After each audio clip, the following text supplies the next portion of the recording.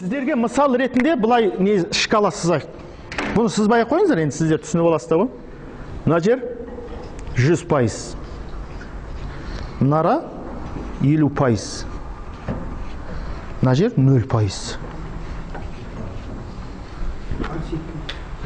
Енді мына 100%-ді яқин дейді. Әл яқин. Яқин. Мынаны шак дейді. Мына ортада бар 75%, ол аз да болуы мүмкін, көп те болуы мүмкін, аз да болуы мүмкін. Бұл зан. Зан. Шак деген сөз адамның екілігін, Алла бар ма жоқ па? Ол шак. Түсіндіңіздер ме? Мысал. Енді қараңыздар. Зан, сондықтан имам Абу Ханифа негізі әхлі сүнна ұстанымында ақида 100% болу керек. Сондықтан Абу Ханифа не деді? Иман азаймайды, көбеймейді деді. Мысалы айтайық. Бұл ағамыз Алланы 100% бар деп сенеді, яқин. Енді сол 99-ға түсті десе не болады? Күпір. Абу Ханифа дейді, ол суреттелмейді дейді. Иманның азайып көбеюі дейді. Мысалы, бұл кісі Алланы 100% деп сенеді, бұл ағамыз Алланы 99% сенеді. Бола ма? Бір күмәннің кіруі, ол күмән бітті. Мына жаққа түсіп қалады Абу Ханифа айтады. Сондықтан Абу Ханифа ол жерде, сондықтан ақида мәселесі яқин болу керек.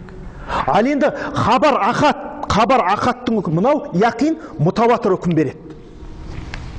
Түсіндіңіздер ме? Сондықтан ақидада бізде мутаватир хадисті ғана алады. Ал енді біз ахат келген сахих хадисті, хасанды қабылдаймыз, бірақ оны діннен шығарып тастамаймыз. Ал мутаватир хадисті қайтару діннен шығып қалады адам.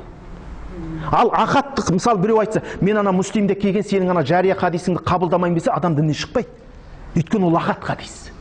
Ол мутаватир болған кезде адам діннен шығып қалады. Түсіндіңіздер ме? Үкім қайда жатыр? Мутаватир хадис, Құранды адам мойындамаса діннен шығып қалады. Ал хабар ахатты мойындамаса, сахих, бірақ мойындамаса, ол мубтадих болады, бидғатшы болады, дінге жаңа күнәһар болып есептенеді, бірақ діннен шықпайды. Сен ана хадисіңді маған айтпа, мен қабылдамаймын десе, ол адам діннен шығып қалмайды. Сен сондықтан ал енді сахих ахаттың үкімі, мына жерде біз ахатқа бөлдік қой, ол зан. Зан. Занмен ақида бекімейді. Сондықтан Абу Ханифа ұстанымында ақида тек мутаватир хадис Құранмен ғана бекиді. Осы жерде бір неде тараз, мезан барлығы осы занмен алынған деп бір. Ол занмен алынбаған, мысалы ол Құранда келген таразының барлығы, хисаптың барлығы. Ал енді оның таразының қандай болулары ол хабарларға байланысты иштихат болған.